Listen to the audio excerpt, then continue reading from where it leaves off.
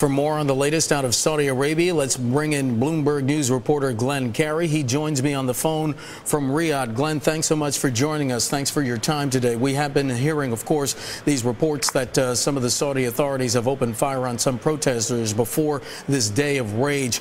Talk to us about what is planned for tomorrow. Are these protests supposed to be nationwide?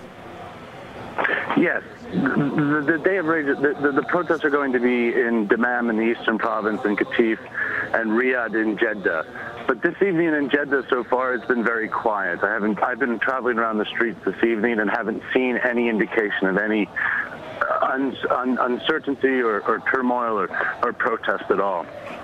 What's the Saudi government's response to this? Have they been encouraging people not to come out and protest?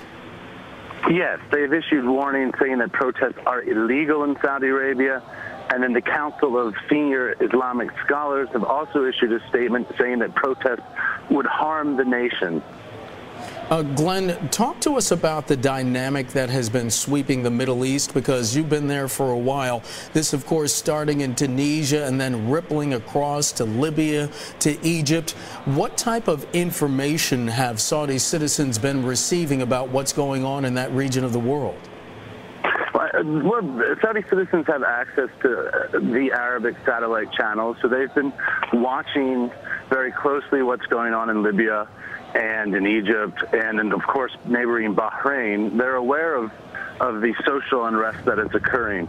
But it needs to be stressed that in Saudi Arabia, the average person, to me, hasn't indicated that they are going to participate in tomorrow's protest.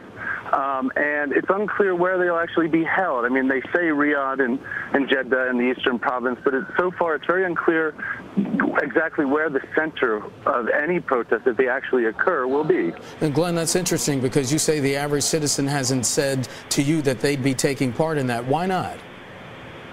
Well, I mean, I think a lot of Saudi Arabia citizens feel that the government has actually helped them. They get free education.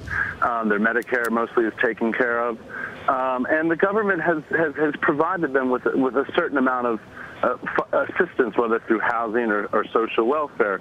The hot spot in Saudi Arabia is the eastern province in cities called Awamiya and Qatif, where they have a Shia majority. And it is there that so far we have seen unrest.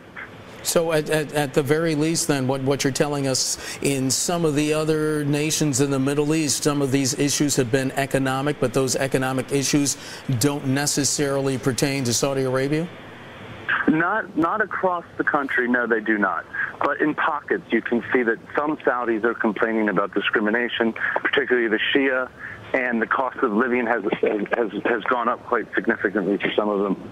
I was on the phone today with activists in the eastern province, and they said, yes, there was a protest this evening, but it's very unclear whether or not the Saudi authorities used force to disperse the crowd, and we're trying to track that down, that bit of information. I'm talking to Glen Carey of Bloomberg News. He's live on the phone from Riyadh. Glen, what sense are you getting from Saudi officials, or excuse me, Saudi citizens, on how they feel about the recent developments in the Middle East? Are they inspired? Are they apathetic? What sense do you get? And I think they're concerned. You know, I've heard rumors of them stockpiling food. I think that everyone, the people that I'm speaking to in Saudi Arabia, are uncomfortable with what's going on, and they're worrying about how it'll impact them and their day-to-day lives. Glen, what about what's been going on in the Saudi cities financially? We have been hearing reports from other places, such as Egypt, that some people were having problems accessing their money, going to ATMs. Some banks were closed. Are you getting a sense of that in Saudi Arabia, or is it business as usual? Well, it seems to be business as usual. I went to the ATM machine today and withdrew money from my account. We haven't seen, I've spoken to a few bankers. No one has said to me that they're witnessing vast withdrawals of cash or moving, or that they're seeing accounts that they have with moving abroad. Glen, in our final minute, I was wondering if I might ask you, as a journalist, as a reporter, as an observer of history on the ground there, what is your sense to the events that you've been witnessing, what you've been seeing in the region? Well, they're monumental. I mean, Libya, Egypt, Tunisia, We've seen the toppling of two leaders, the ouster of two leaders, Egypt and Tunisia. There's conflict ongoing in Libya. I think the big question is what happens in Saudi Arabia. It's the largest oil exporter in the world.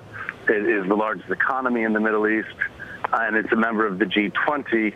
And everyone is looking at Saudi Arabia to see if that will spread into the kingdom. And I think tomorrow, on March 11th, the Day of Rage, will give us an indication how the average or how Saudi Arabian citizens will react to what's going on elsewhere in the region. All right, Bloomberg's Glen Carey joining us on the phone from Riyadh, Saudi Arabia. Glenn, thanks so much. We appreciate it.